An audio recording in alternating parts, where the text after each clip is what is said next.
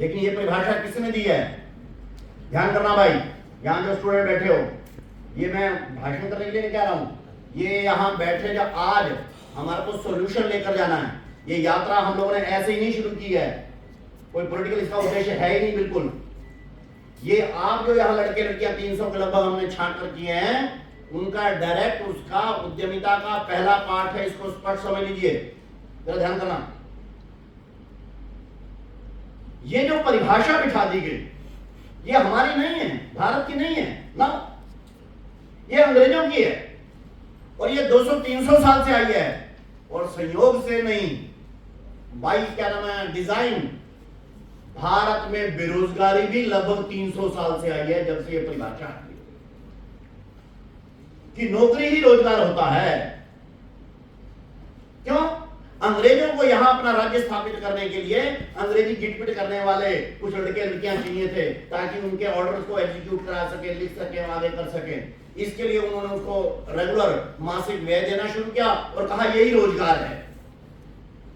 रोजगार ये नहीं होता है, और हो अगर तो भारत सहित दुनिया की सबसे बड़ी इकोनॉमीज में भी, इंक्लूडिंग यूएस, यूरोप या कोई भी कंट्री होगा, या स्विट्जरलैंड जिसके बारे में खुशहाली का इंडेक्स सबसे ज्यादा हुआ, वहां पर भी कोई 100% तो छोड़ दीजिए, मैक्सिमम 30 to 35% तक जॉब्स हैं, मैक्सिमम ऑर्गेनाइज सोसाइटी में।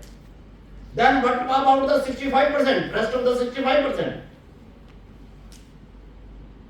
और भारत में आपको जानकारी है कि नहीं है, मुझे आश्चर्य होता है जब कोई लोग जॉब की परिभाषा करते हैं। मैं सीएमआई के डायरेक्टर जो थे हमारे, वैसे मूलतः जोधपुर के, लंबे समय से आजकल क्या नाम मुंबई में हम करते हैं, 13वें माले पे मैंने उनकी जब लंबी डिस्कशन हुई, मैं कहा sir what you are saying, आप मेरे को जितने भी आंकड़े बता रहे हैं, सारी भारत का नीति आयोग के बाद सबसे बड़ा डाटा सीएमआई के पास है। सीएमआई मेरे को डाटा जो बता रहा था बेरोजगारी का और रोजगार का, मैं कहा आप ये मुझे सारे आंकड़े जॉब्स के बता रहे हैं, मैं आपसे रोजगार और बेरोजगार के आंकड़े पूछ रहा हूं, आप मुझे एम्प्लॉयमेंट उसके जॉब्स के आंकड़े बता रहे हैं। जॉब्स ही तो एम्प्लॉयमेंट होता है। तो मैं कहा यही तुम्हारी परिभाषा ने मेरे देश को बेरोजगार कर रखा है। थोड़ा इरिटेट हो गए कि सर मैंने क्या कर रखा, आपकी सरकार ने क्या? मैं कहा मेरी सरकार आपकी सरकार एक ही होती है, लेकिन इसको हमको ठीक करना चाहिए, एड्रेस करना चाहिए। रोजगार मीन जॉब्स नहीं होता है, और अगर है तो भारत में सरकारी जॉब पीएम से लेकर पीएम तक केवल 2.6% है। 2.6% only all type of government jobs are available in the Bharat.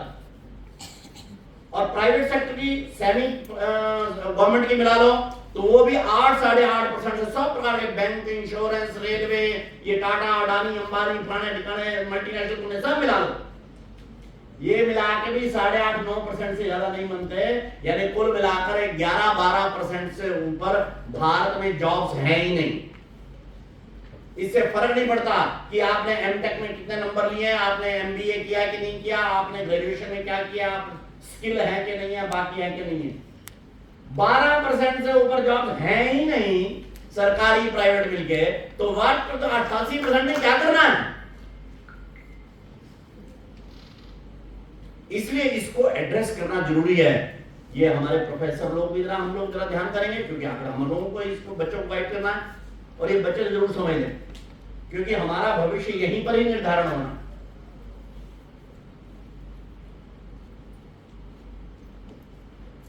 रोजगार की परिभाषा होनी चाहिए, क्योंकि भारत युवाओं का देश है। 15 से 29 पूर्ण होने पर, यानी 30 स्टार्ट होता है जब, 15 से 30 वर्ष की आयु का युवा जिस समय उसको सबसे अधिक रोजगार चाहिए होता है, वो है कितना?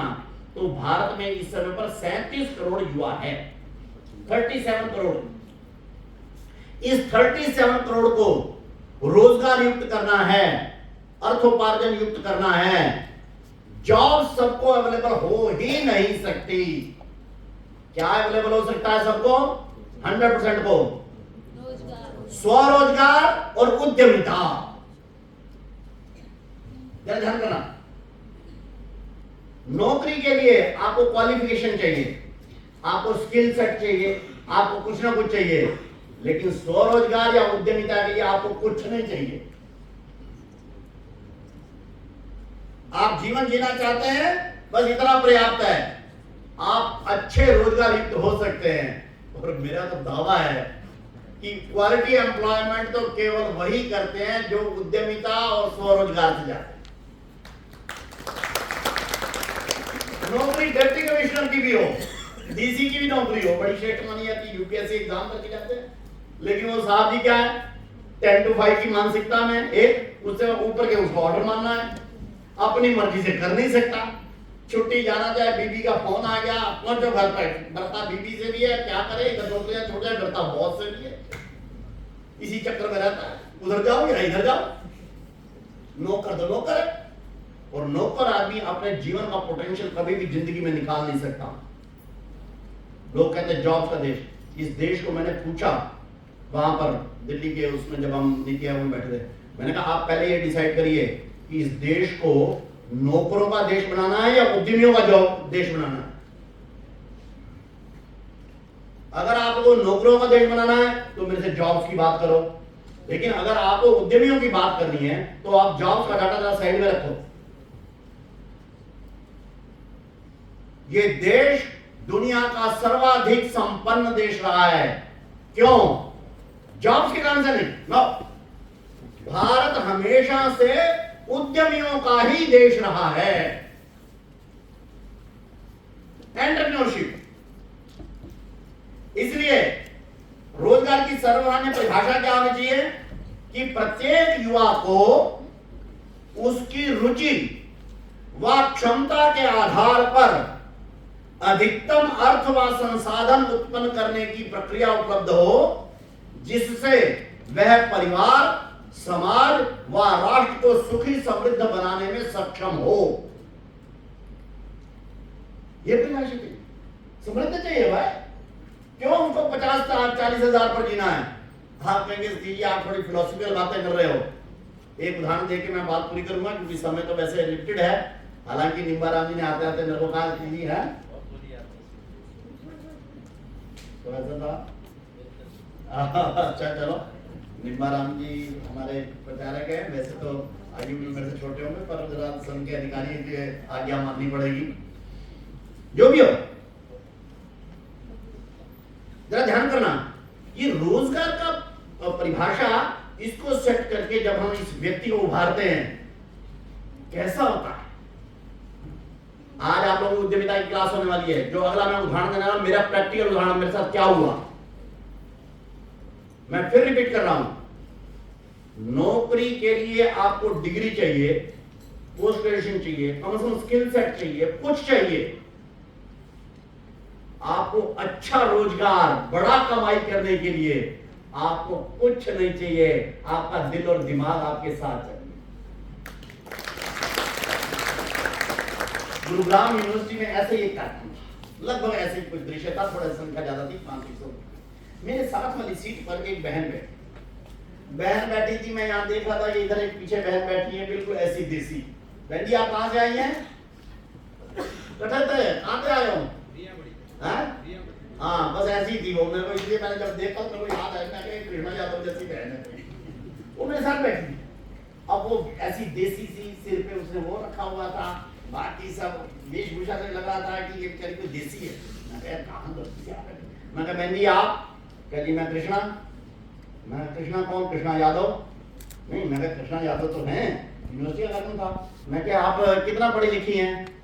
ना जी। मैं फिर भी कमा तो छठी फेल हो जी। छठी फेल है? मैं क्या चलो इसका हस्बैंड होगा या कोई प्रोफेसर वगैरह, ये चक्कर में गलती में आप बैठी है। मैं क्या आपके पति? कहाँ जी? वो सामने बैठे। मैं वो कितना पढ़े लिखे हैं? कहना जी मैं फिर भी वो 10वीं फेल है। मैं दोनों फेल ही हो या कोई पास भी हुए हो किसी क्लास में? मैं तो फिर यहाँ कैसे आए? कभी आपने बुलाया तो इसलिए आए। मैं तो यार गलती से आ बैठी है, यहाँ पानी पुनी पिलाई उन्हें आई होगी तो ये बैठ गई यहाँ पर। मैंने कार्यकर्ता को बुलाया, मैं कहा भाई कौन? मिस्त्री जी बुलाया है, कृष्णा यादव। कौन? तो कृष्णा पिक्कल। मेरे को पता नहीं था, मैं समझ गया। अच्छा तुमने बुलाया ना? मैं कहा। फिर मैं सोचा भी ऐसे तो क्या करूं। मैं कहा ऐसा बहन जी मैंने बोलना था, पर पहले आप बोल देंगी तो फिर मेरे को आसानी होगी। जी हाँ मैं बोल दूंगी। पश्चिम उत्तर प्रदेश की रहने वाली ऐसी सी थी, एक बात है 6 महीने पहले की। वो खड़ी हुई सीधा पल्लू उसने किया, आजाद जी हम तो रहने वाले हैं जी बुलंदशहर जिले के, बस के करें जी हमारे क्या मेरे घर वाले में पीने की आदत थी जी, वो बस इनका रात को हो गया झगड़ा हुआ जी गाँव में, हम तो भाग लिए जी, मार कुटाई हुई है, पड़े तड़ातड़, वैसे बोली जा रही सिंपल उसमें। और फिर अजय हम तो रात भागे जी एक मोटरसाइकिल पर, 3 छोटे न्याणे बच्चे जी, और हम दिल्ली आकर टिके जी, रुके जी। फिर आगे चलो, मैं तो हिंदी में बता रहा हूँ, वो तो अपनी भाषा में बोल रही थी बेचारी। कहा जी हम तो दिल्ली में आए इनके दोस्त के घर पे, रात को वहां ठहरने का मौका मिल गया, बात बढ़ी हमारी, और सवेरे इन्होंने कहा भाई देख भगवान ये मेरा दोस्त है पुराना, ये महीना 1.5 महीना ठहरा तो लेगा, पर रोटी का इंतजाम तो अपने को करना पड़ेगा। उन्होंने कहा पैसे कितने जेब में? कहता मैंने पूछा पैसे हैं कुछ? मैं तो लिया ही नहीं, कुछ है नहीं मेरे पे। उन्होंने निकाला, उनका 2000 रुपए ये पकड़, और महीना 1.5 महीना देख कैसे चलाना है। कहते दिल्ली शहर में 3 छोटे बच्चे, 2000 से मैं कैसे चलाऊंगी? तो कभी देख अब जो मुसीबत आई है घर पे, हाँ छत तो मिल गई यहाँ पे। तो फिर उसी समय मैंने उनको कहा यूं करो, अब वो तो कोई चारा है नहीं, बच्चे तो पाल ले, मैं तो रहूंगी घर पे, तुम कहीं मेहनत मजदूरी करो, और यूं करो सवेरे सवेरे जाके ना सब्जी मंडी से 1000-1200 की सब्जी ले आओ, मैं सारा दिन यहाँ बेचती रहूंगी। और उसने वहां पर सब्जी लाके बेचनी शुरू की। अब वो तो डिटेल में बता रही थी, मैं तो उतना डिटेल नहीं था। कहते सब्जी के बाद मैंने पानी रख लिया ताकि सब्जी ज्यादा बिके, थोड़ा गर्मी के दिन थे लोग पानी पीने रुकते थे, फिर मेरी सब्जी ले जाते थे। फिर मैंने कहा क्या करूं, तो फिर मैंने अचार बनाना शुरू कर दिया, तो उससे भी थोड़ा ठीक बन गया। पर अचार मैं बड़ा बहुत अच्छा बनाती थी, पर बिकता नहीं था। मैंने पूछा भाई बिकता क्यों नहीं है? तो फिर किसी ने कहा कि इसकी ट्रेनिंग लेनी पड़ती है, खादी वाले ट्रेनिंग देते हैं, यहाँ से 3-4 किलोमीटर पर ही है उनका।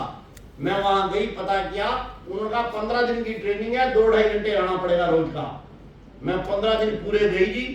उन्होंने मेरे को बताया कि मेरा अचार अच्छा है, बिकता क्यों नहीं? मैं उसको तो पॉलिथीन की थिंगड़ी में भेज देती थी, दिल्ली शहर में ऐसे बिकता नहीं। उन्होंने कहा इसको डिब्बे बनाओ, डिब्बे पे लेबल लगाओ, और ऐसे ऐसे करके मार्केटिंग होती है, ऐसे करके बेचोगे तो तुम्हारा अचार बिक जाएगा।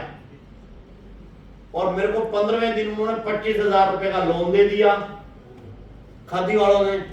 उससे मैंने अपना शुरू किया, और शुरू करते करते करते करते आगे जो बोली, और मैंने तुरंत अपना मोबाइल उठाया। मैं कहा यार ये तो बीबी या तो गप मार रही है, या इसको पता ही नहीं लाख करोड़ रुपए में क्या फर्क होता है। उन्होंने कहा जी आज 14 साल हो गए, 14 साल बाद आज हमारी 2 छोटी फैक्ट्रियां हैं। मैं कहा बीबी तू जानती है फैक्ट्री किसको कहते हैं? हाँ जी अचार मुरब्बे सारे बनते हैं। और आगे जो बोली, कह जी हमारा वार्षिक टर्नओवर है, टर्नओवर बोली वो छठी फेल, हमारा वार्षिक टर्नओवर है 8 करोड़ रुपए का, 8 करोड़ रुपए। और दूसरा क्या बोली, और कहने लगी जी अब मैं नहीं बनाती, अब तो मेरा लड़का बड़ा हो गया, और मैं तो अब काम भी नहीं करती, अब तो मेरा लड़का और लड़के का बापू करता है काम। मेरे 2 लड़के और बापू ये करते रहते हैं काम, मैं तो ऐसे ऐसे क्या नाम भाषण देती रहती हूँ आजकल। मैं कहा अच्छा। फिर कहने लगे क्या नाम है, अब हम तो अचार बनवाते हैं यहाँ के औरतों से। और क्या जी मैं आपको बता दूं, मैं कहा क्या, मैंने 800 महिलाओं को रोजगार दे रखा है। मैंने कहा ये बीबी तो गप बोलती है। मैंने उठाया, ये आप लोग भी किसी ने करो, उठाओ गूगल उठाओ, देखो भाई फटाफट निकालो जरा, गूगल में लिखो कृष्णा यादव, कृष्णा पिक्कल कृष्णा यादव, किसी के पास हो तो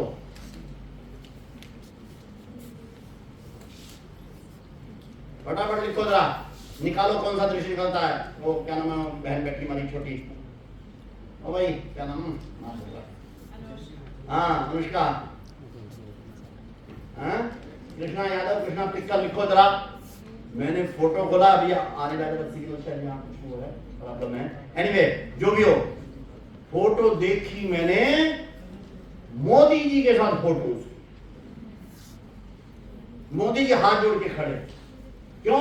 जब उसका समाचार पता चला, इधर अखबार में आ गया, अखबार से क्या नाम है उधर पीएमओ में कहीं मोदी जी की नजर पड़ गई। उन्होंने अपने पीएम को कहा इसका पता करो, उन्होंने पता करवाया कि स्टोरी सच्ची है। उन्होंने बुला लिया वहां पर, बुला के कहा कि बहन क्या नाम है मेरी जो सच्ची एंटरप्रेन्योरशिप, तू रोल मॉडल है मेरी उसके लिए, और मैं तेरे को सर्टिफिकेट देता हूँ। ध्यान करो, ये हमारी बहन बेटी है प्रोफेसर ज्योति वर्मा, ये बड़ी प्रोफेसर है, पूरा कॉलेज चलाती है ना। हाँ, कभी मोदी से मिली है? ये पीएचडी कॉलेज, हाँ ये देखिए वहाँ निम्बा रानी निकाल दिया। हाँ चलो जिन्होंने भी निकाला, ये देखिए ये है वो फोटो, मोदी जी इसी बहन को, ये कृष्णा यादव है, ये ध्यान कर लो भाई। ये मैं उदाहरण क्यों बता रहा हूँ आप लोगों को, क्योंकि एक तो पहले मेरे साथ खुद हुआ, 8 महीने पहले की बात है, मेरा प्रैक्टिकल उदाहरण है, मेरे साथ थी ये बहन, बाद में मैंने नंबर ले रखा, तो मेरी बात भी होती रहती है। लेकिन दूसरी बात जो मैं बता रहा हूं, छठी फेल पश्चिमी उत्तर प्रदेश के गांव की एक औरत, 3 छोटे बच्चे, दिल्ली शहर में आती है, 2000 रुपए हैं जिन पति पत्नी के पास, और वो दिल्ली की 800 महिलाओं को रोजगार देती है, 8 करोड़ की कंपनी चलाती है। ये कौन सा गुण था? इस गुण का एक ही नाम है और वो है उद्यमिता, उद्यमिता, उद्यमिता।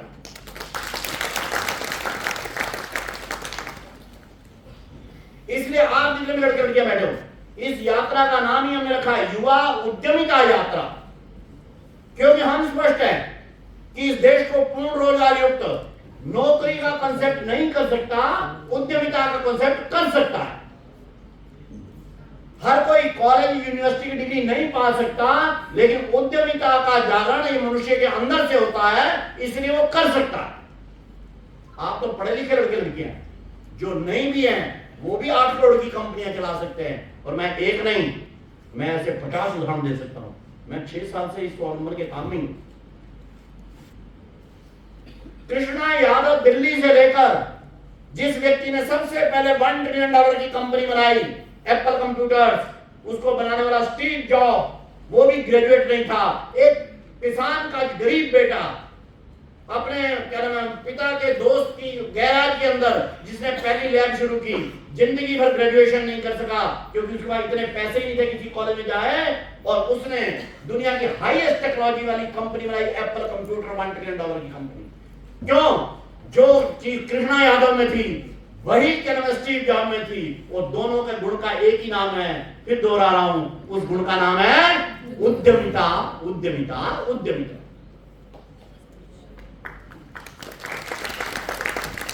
इसे हमारे पुराने मित्र हैं भूपेंद्र यादव जी, उनके पास पिछली बात तो नहीं है शायद, तो उनके पास श्रम और रोजगार मंत्रालय था।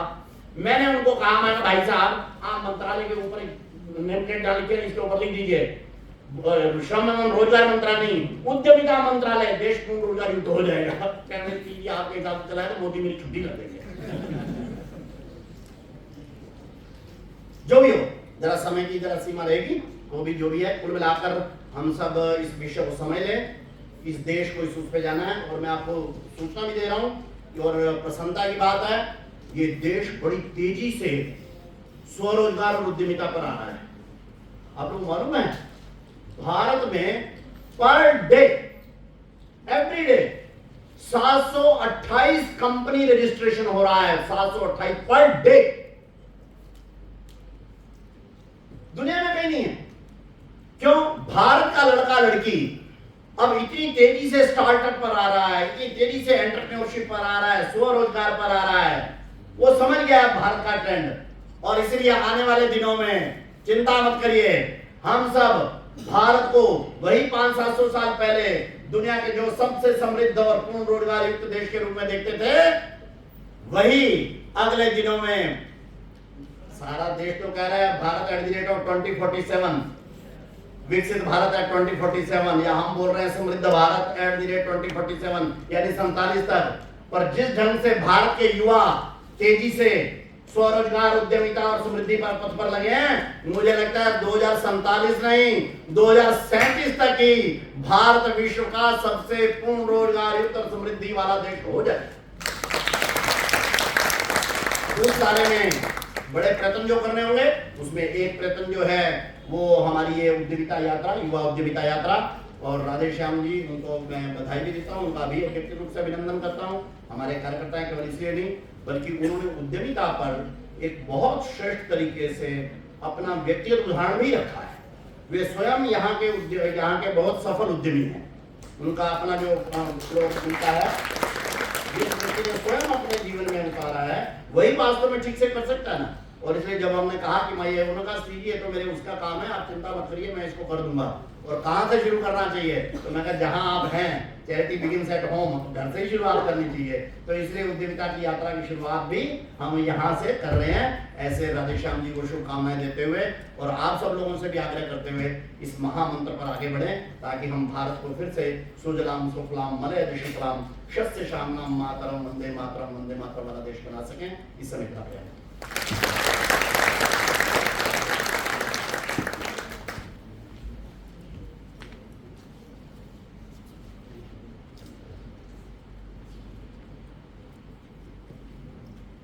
उद्यमिता युवा यात्रा, इसके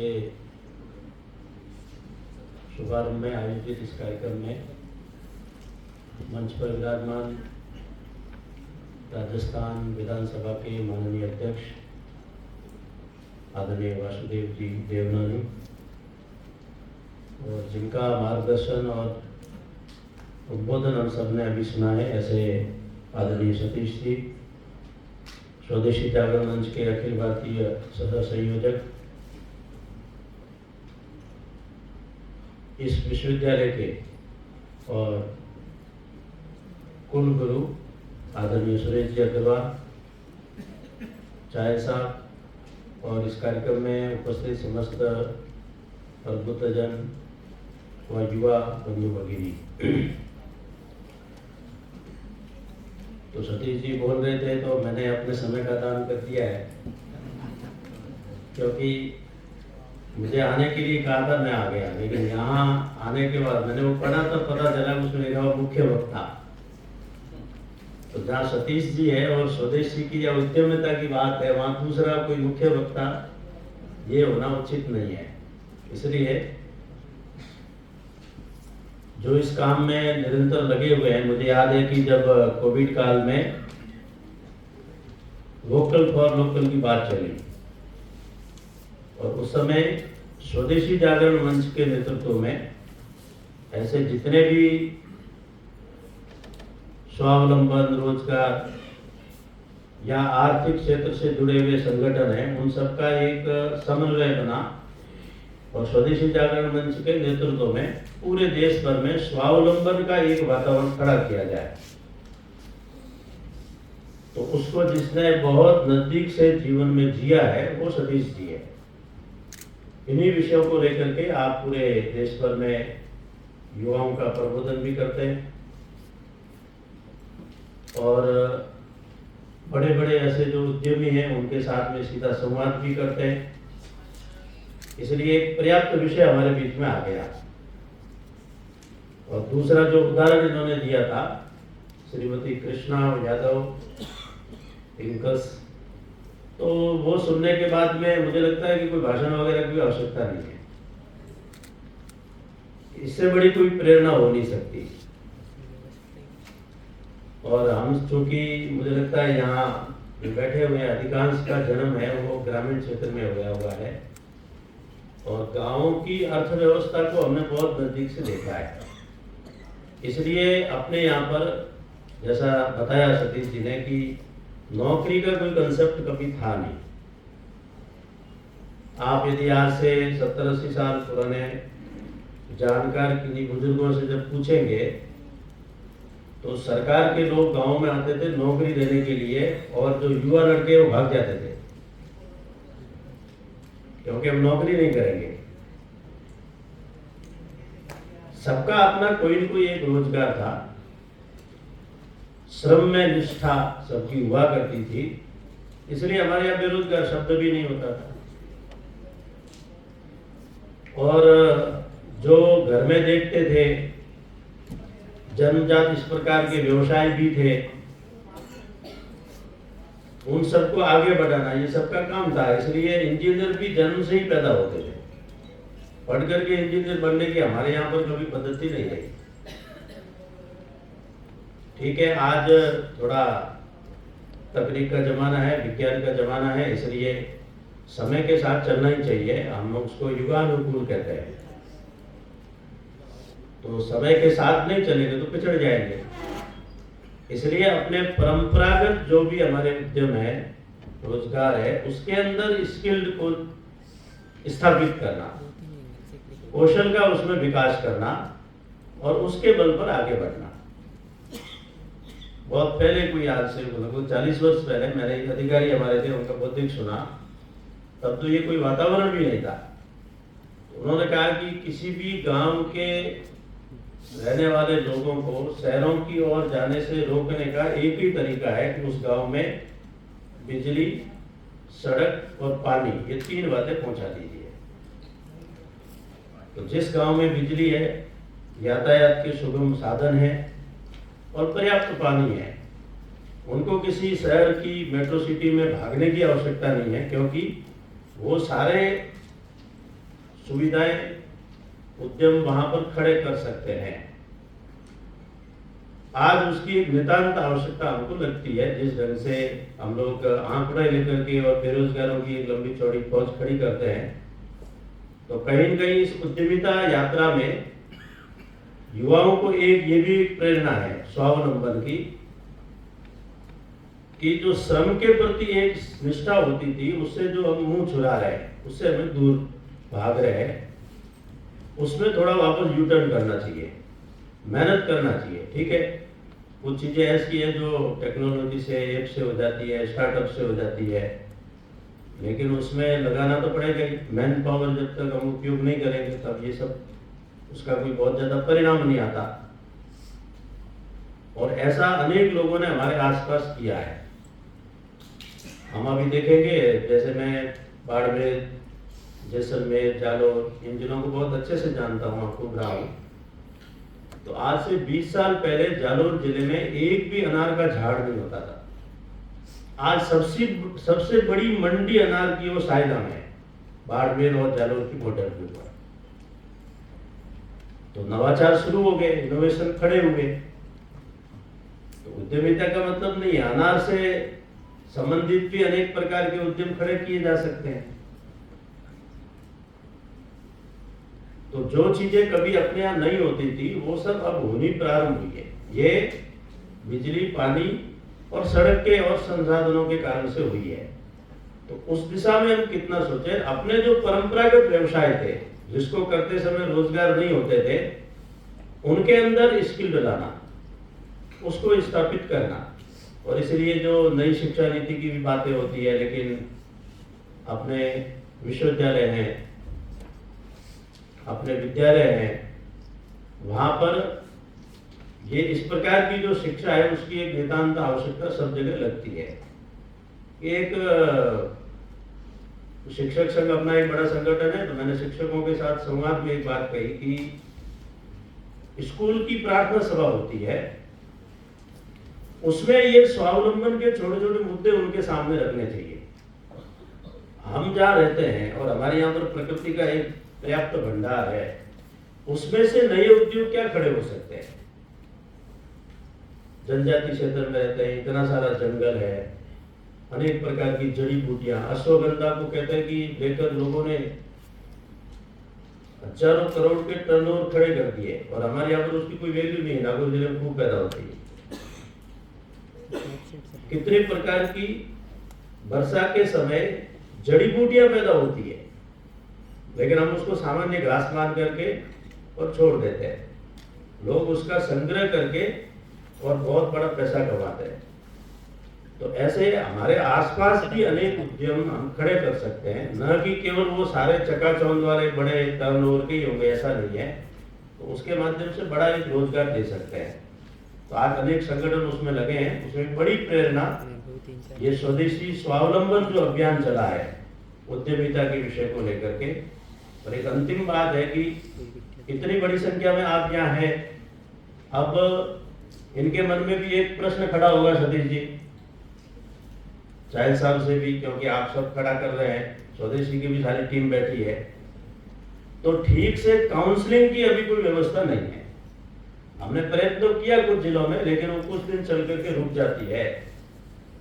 तो कई बार ऐसा हमारे भी प्रवास में अनुभव में आते हैं, जब विषय करते हैं तो लोन कहाँ से लेना है, लोन की प्रोसेस क्या रहती है, फिर कैसे उस उद्योग को बढ़ाया है। तो ऐसे जो उद्यमी है जो सफल हुए हैं उनका उनके साथ में कैसे संवाद स्थापित हो, कहाँ वो उपलब्ध रहेंगे।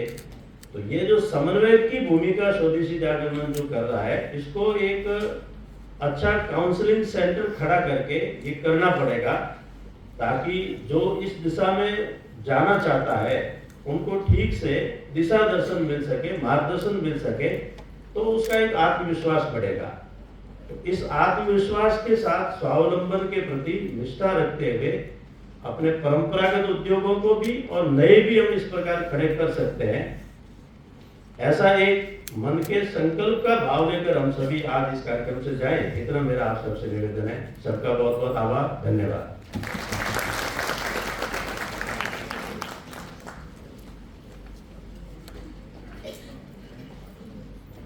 धन्यवाद आदरणीय निम्बाराम जी। हम युवा आत्मिकता यात्रा के शुभारंभ के अवसर पर अपने बीच जिन दो मनुष्यों ने अपना विषय रखा और जिन्होंने अपना सारा जीवन राष्ट्र को समर्पित किया, ऐसे माननीय निम्बाराम जी, माननीय सतीश जी, और जो यात्रा का प्रारंभ शुरुआत के सूत्रधार हैं, ऐसे श्रीमान राधेश्याम जी, और यहाँ के कुल गुरु जिन्होंने इसका आयोजन किया है, ऐसे माननीय सुरेश जी, और सभागार में उपस्थित सभी मेरे भाइयों और बहनों और युवा साथियों।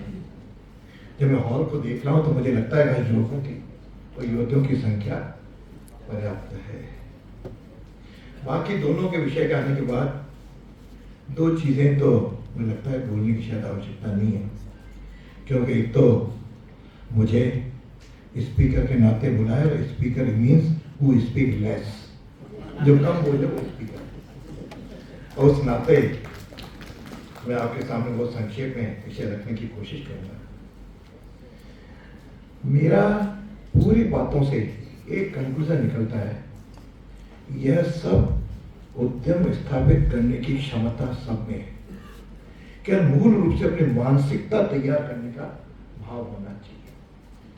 पहले 2000 साल के गुलामी के काल में हमारी मानसिकता बिल्कुल समाप्त हो गई। प्रारंभ में गांव भी आत्मनिर्भर थे, लेकिन धीरे धीरे योजनाबद्ध पूर्वक से हमको ऐसा दास्ता में जड़ लिया कि हम स्व को भूल गए, और स्व को भूलने के साथ फिर जब स्वतंत्रता मिली, उसमें भी संयोग से जो 50-60 साल जो शासन में रहे, उन्होंने भी स्व के जागरण का प्रयत्न नहीं किया। इस बीच सही है कि राष्ट्रीय स्वयंसेवक संघ ने, एबीवीपी ने अपने अपने संगठनों के अपने कार्यप्रणाली के माध्यम से युवाओं के भीतर अनुशासन, राष्ट्रभाव, आत्मगौरव जागरण करने का प्रयत्न किया। विद्यार्थी परिषद, जिसके साथ मुझे जुड़े रहने का 30 वर्ष सौभाग्य मिला, उससे भी नेतृत्व, संगठन और संघर्ष की शक्ति को विकसित भी किया। और अपन सुबह जब हमने चित्र पे के सामने दीप प्रज्वलित किया, दो महापुरुषों के, भारत माता का चित्र तो नहीं, लेकिन दो मनुष्यों के चित्र भी हैं, माननीय दत्तोपंत ठेंगड़ी, माननीय दीनदयाल उपाध्याय। इनके जीवन को भी देखेंगे, कोई दोनों राजनीति के नहीं थे। बाद में दीनदयाल जी जरूर राजनीतिक क्षेत्र में आए, लेकिन कभी वो राजनीति के नहीं बने। उन्होंने सदैव जो अंतिम छोर पे बैठे वाला व्यक्ति है, उसके बारे में चिंतन किया, मनन किया। अर्थात जो सतीश जी ने कहा कि एक भी व्यक्ति यदि रोजगार से नहीं जुड़ा है, बेरोजगार है, तो हमारी चिंता का विषय है। इस चिंता का विषय तो उस समय उन्होंने भी किया। और दत्तोपंत जी ने तो बहुत पहले कहा भी था कि 21वीं शताब्दी भारत की होगी। आज मुझे 1985 में उनके कहे गए शब्द कानों में गूंज रहे हैं। तो जब उन्होंने कहा तो मुझे 2000 आ गया, 2004 आ गया, 2006 आ गया, 2010 आ गया, कहीं संभावना नहीं लग रही। एक बार परिवर्तन 2014 के बाद कुछ दिखने लगा। इसके नरेंद्र मोदी जी के नेतृत्व में हमने लगा कि भारत एक नए निर्णायक मोड़ पर आकर के खड़ा हुआ। पहले भी प्रधानमंत्री तो रहे, लेकिन जिस प्रकार से भारत के मूल को पहचाना और उसमें युवा जिसका जिक्र किया, अब संख्या तो 37 करोड़ बताई सतीश जी ने, लेकिन मेरी जानकारी भारत का 65% आज युवा है। और युवा की परिभाषा सालों में, कम सालों में गिनेंगे तो थोड़े कम होते जाएंगे, लेकिन 65 साल जो यहाँ पे युवा है उसके मन में कुछ कर गुजरने की क्षमता है। युवा केवल अपने भविष्य का सपना देखने वाला नहीं रहा, बल्कि वो वर्तमान को गढ़ने वाला है, इसको सोचना पड़ेगा। और पहले की तुलना में राष्ट्रभक्ति की जब चर्चा होती है तो राष्ट्रभक्ति केवल विचार तक सीमित नहीं है, रखने की आवश्यकता है, बल्कि इसको आर्थिक शक्ति के रूप में भी बदलने की आवश्यकता है। जब मैं आर्थिक रूप में शक्ति की बदलने की बात करता हूं तो उस समय ध्यान आएगा कि भारत जो है, जिसको कई दूसरे अंग्रेज या दूसरे लोग भले एक भौगोलिक सीमा तक भले जानते हो, लेकिन हमारा ये जीवंत चेतना है और उसमें हमने हमेशा सपनों को साकार करने का भाव हम लोगों में है। उस भाव को यदि मानसिकता को जगा देंगे, मैं कुछ कर सकता हूं, मैं करूंगा, तो उसके बाद बाकी राहें जो राधेश्याम जी की अपने आप सरल हो गया।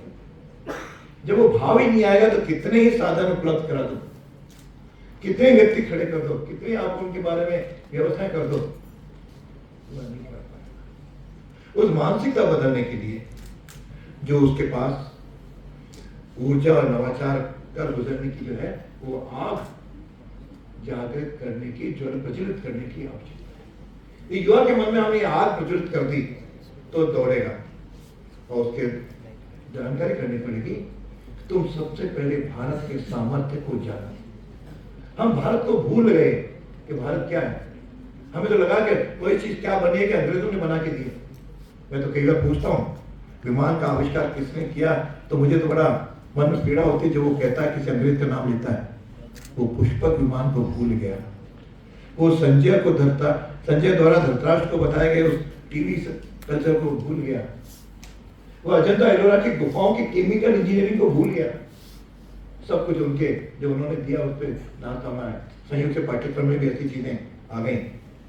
हमने उसको बदलने का प्रयास इस नई शिक्षा नीति में भी कर रहे हैं, बाकी माध्यमों से भी कर रहे हैं। हमने राजस्थान के पाठ्यक्रम में भी बदलाव ला करके उसके प्रयत्न किया और आज भी जारी हैं। लेकिन ये नहीं कहता उसको केवल याद करें, उस याद को भारत के कौशल के साथ जोड़ें। परिश्रम तो हमारी रग रग में है। आज भी कहते हैं जहां न जाए बैलगाड़ी वहां जाए मारवाड़ी। ये कहावत है राजस्थानी की है। ये राजस्थानी इतनी दूर जाके एक अंगोछा लेकर के गए, तो आसाम गया, फिर बंगाल गया, और आज वहां पे पूंजीपति पता नहीं अरबों रुपए कमा रहा है। तो परिश्रम में श्रम करने का भाव तो है और रिस्क लेने का भी भाव है। केवल स्व का भाव जगे जिसको ये सब लोग कर रहे हैं, मैं समझता हूँ उसको आवश्यकता है। जब कहते हैं 2047 तक भारत को विकसित राष्ट्र बनाएंगे, महाशक्ति बनाएंगे, मैं कहूँ भारत तो विकसित पहले से ही है और आज विश्व को हम दिशा देने वाले हैं। विश्व शक्ति नहीं बनेंगे, विश्व के मार्गदर्शक बनेंगे। हर क्षेत्र में बनेंगे, उद्यम के क्षेत्र में भी बनेंगे, हम ज्ञान के विषय में बनेंगे। और टेक्नोलॉजी तो हमारे पास है। जब सुपर कंप्यूटर बना था अमेरिका में, मुझे याद है उस समय हमने उसे मांग रहे थे, अमेरिका ने मना किया। मुझे भी याद है कि अपने वैज्ञानिकों ने परम कंप्यूटर बना करके अमेरिका के गाल पे तमाचा चढ़ा। हमारे वो हमारे में है, इसलिए लेकिन ये भी नहीं हम दुनिया के साथ चलेंगे जैसी चर्चा भी है। आज मोबाइल भी है, ड्रोन भी है, और अभी तो सेना के जो युद्ध लड़ा गया स्वदेशी हथियारों से लड़ा। ये हमारे लिए गर्व का विषय है। ये पहले भी तो 50-60 साल वो लोग कर सकते थे, कभी सोचा ही नहीं। लेकिन जब माननीय प्रधानमंत्री मोदी ने आके सोचा तो आने लगा, और जब स्व के हथियार जुड़ा था, आज विश्व की स्थिति बनी है, ट्रंप, ईरान, ये सब, वो सब याद आता है कि देश यदि आत्मनिर्भर है, सब चीज अपने यहाँ बनती हैं, तो किसी की ओर भी हम दया भाव से भीख मांगने वाले नहीं, हम तो देने वाले बनने वाले हैं। ये स्थिति बनते बनते हम आगे बढ़ेंगे। और उसमें भी एक भाव हो, हम अपने लिए नहीं देश के लिए सोचेंगे। यह सोच आते ही फिर अपने व्यक्ति सब समाप्त हो जाते हैं। देश के लिए सोचने की आवश्यकता है। तो भारत में संसाधनों की भी कोई कमी नहीं है। संसाधन तो इतने हैं जो अंग्रेज यहाँ से ले जाते गए, पता नहीं कितने उन्होंने अपना खूब लूटा। आज भी यहाँ पे संसाधन है और संसाधनों का उपयोग है। शिलाजीत का तो भाई साहब ने जिक्र किया, ऐसे केवल जड़ी बूटियां नहीं, बाकी भी इतने संसाधन हैं। केवल उसको पहचानना, समझना, जानना और आगे बढ़ाना, इसको हम आगे बढ़ेंगे तो निश्चित हमारे यहाँ जिस प्रकार से कृषि रही है, जिस प्रकार से हस्तशिल्प रही है, तो आज उसको केवल डिजिटल तकनीक के साथ जोड़ने की आवश्यकता है। हमारा चल नहीं लेंगे, हम तो कृषि साहब ऐसे ही बैलगाड़ी से चलाएंगे। हम आज की जो टेक्नोलॉजी है, जो युग की टेक्नोलॉजी, उसको भारत के साथ, स्वदेश के साथ जोड़ेंगे। युग की चीज को देशानुकूल बनाएंगे और देश की चीज को युगानुकूल बनाएंगे। ये थीम को लेकर आगे बढ़ेंगे तो मैं समझता हूं आज का युवा केवल ये तय कर ले कि मैं पारिस्थितिकी तंत्र का एक भाग बनूंगा। हम एक दूसरे के सहयोगी बनेंगे, प्रतिस्पर्धी नहीं बनेंगे। सहयोगी बनेंगे तो आगे बढ़ेंगे। इसमें भी इन्होंने जो सोया 10 जगह जा रहे हैं, उसका 100 को करेंगे, 100 से 1000 लोग आगे बढ़ेंगे। मैं अकेले आगे बढ़ूं ये भाव नहीं, मैं सबको साथ लेकर के चलूंगा। और उसमें हो सकता है कि किसी जमाने में हम केवल लोकल सोचते थे, लेकिन आज उस लोकल सोचने का जमाना गया। आज हम ग्लोबली सोचेंगे। आज विश्व इतना छोटा हो गया है, इतनी पहुंच हो गई, इतनी सुविधाएं हो गई, साधन हो गए हैं कि सारे विश्व की आवश्यकताओं को भी अपन पूरा कर सकते हैं। तो मानसिकता जो मैंने प्रारंभ का गलती इसलिए नहीं, हमको वास्को डी गामा ने खोजा, हमको वास्को ने खोजा, हमने विश्व को खोजा है। ये भाव हमें आएगा कि हम हैं, इस भाव को लगाएंगे तो मुझे लगता है बाकी सारी चीजें होंगी। और उसके साथ भारतीय ज्ञान परंपराओं में हमारी जो परंपरा है वो कला की हो सकती है, दूसरी बात आधुनिक तकनीक हो सकती है। उसके साथ जो करके और मार्केटिंग और विश्व बाजार की पहचान बनाएंगे तो हम आगे बढ़ पाएंगे। और उद्यमिता केवल आर्थिक गतिविधि नहीं है, ये हम सबका सामाजिक उत्तरदायित्व है। क्योंकि केवल हमने यदि आपके जैसे मैं पूछा था, उद्यमिता का केवल उद्योग से जुड़ा हुआ नहीं है। उद्यम करना, अब उद्यम में आप उद्योग के रूप में करें, दूसरे रूप में करें, उद्यम करने का स्वभाव जो हमारे में, उसको हम आगे बढ़ाएं तो निश्चित रूप से आगे बढ़ेंगे। और आज जो जीवन शैली जैसी हो गई है, उद्योग जैसे आ रहे हैं, उसमें पर्यावरण की रक्षा करना, स्थानीय को रोजगार देना और इन सब बातों के साथ संवेदनशील भी होना, ये और ये हमारे उद्यमिता केवल व्यापार नहीं, राष्ट्र निर्माण का माध्यम बने, इसका हम सब लोग विचार करेंगे। तो यह जो यात्रा है, यह केवल कार्यक्रम नहीं होगी, बल्कि उद्यमिता यात्रा वास्तव में एक आंदोलन के रूप में आगे बढ़ेगा। ये आंदोलन है, इस आंदोलन को जुड़ना पड़ेगा। हम कर्म करेंगे, कर्म बनता है, और कर्म जब बनता है तो परिवर्तन ला करके ही रहता है। उस परिवर्तन के आगे बढ़े और युवा उसके उदाहरण बने। ये देशभक्ति केवल सैनिक की नहीं है, बल्कि उद्यमी की भी उतनी ही देशभक्ति है जितनी कोई सैनिक सीमा पे खड़ा होकर के देश की रक्षा करता है। इसको समझना पड़ेगा। इसलिए मैं समझता हूँ आप केवल इतिहास पढ़े नहीं, आप में इतिहास बनाने की भी शक्ति है। हम इतिहास बनाएंगे, हम उदाहरण बनाएंगे। अभी एक उदाहरण बताया, हम ऐसे उदाहरण क्यों नहीं बन सकते हैं? ये अपने आप को टोटल यहाँ से घर जाने के बाद बोले हम भी कुछ कर देंगे। ये भाव हमने तो पार्टीशन के समय समुद्र बलों से सीखा है। पार्टीशन के उस ध्वज को हमारे परिवार ने और हमारे बाकी कई लाखों परिवारों ने सहा। वहां से आए, कुछ नहीं था हाथ में, एक ड्रेस पहन के आए, एक ड्रेस लेकर के आए। क्या करें, पैसा भी नहीं है जैसा इन्होंने कहा। उस समय ध्यान है 2-2 पैसे के बिस्कुट बेचे, 1 किलो चने उबाल करके उसको 2-2 पैसे में, 1-1 पैसे में बेचा। वहां से खड़े हुए और आज वो समाज आज लोगों को रोजगार देने वाला और भारत के इनकम टैक्स का 24% भरने वाला वो समाज बन गया। सिंधी समाज, सिख समाज, इन्होंने जो किया वो भगवान ने उनको भी दुआ तो पहुंच दिए थे, लेकिन मन का भाव, परिस्थितियों से जूझने का स्वभाव, हम बीच नहीं मांगेंगे। आज भी दो समाजों के लोग पूरे विश्व में कहीं भी बीच मांगते हुए आपको नहीं मिले। ये उद्यम है, उद्यमिता है। इस भाव को प्रत्येक आज के युवा को भी करेंगे। इसलिए मेरा एक ही आग्रह है कि भारत की तो अपन लोग हैं, भीतर की शक्ति को पहचाने। भीतर की शक्ति, मैं कुछ कर सकता हूँ, ये भाव कि आज की शिक्षा में मिलना अब शुरू हो रहा है, ये भाव नहीं था। क्या किताब गए, क्लास पढ़ी, परीक्षा दी, और जैसा कहा नौकरियों के लिए एक एक आज भी पद का हम एडवर्टाइज करते हैं, 10,000 एक पद के अगेंस्ट में 8 पद भरे तो 8 लाख आवेदन मेरे यहाँ पड़े। ये हम क्यों भाग रहे हैं, ये समझ में अभी नहीं आया। ये विश्वविद्यालय और हमारी शिक्षण संस्थाएं युवा के मन में इस भाव को यदि बैठा देंगे तो मुझे लगेगा कि हमारी ये यात्रा केवल शुभारंभ नहीं है, लेकिन ये जीवन का आरंभ है, और इसको कर्म में बदलें, यात्रा का हिस्सा बने। तो यह आज इनका प्रयास जो स्वदेशी भाव से हम लोग शुरू कर रहे हैं, वास्तव में यात्रा आगे बढ़ेगी। मैं इस यात्रा की सफलता के लिए शुभकामना देता हूँ, और आप सब युवाओं को जिस सभागार में बैठे हैं, हम सब लोग इसके साथ जुड़ करके अगली बार जब इकट्ठे हों तो केवल एक उदाहरण नहीं, सतीश जी ऐसे सैकड़ों उदाहरण हम सबको बता सकें, इस बात से हमको तैयार करेंगे तो मुझे लगता है कि आज का ये कार्यक्रम सार्थक होगा। बहुत बहुत नमस्कार, जय हिंद, जय भारत।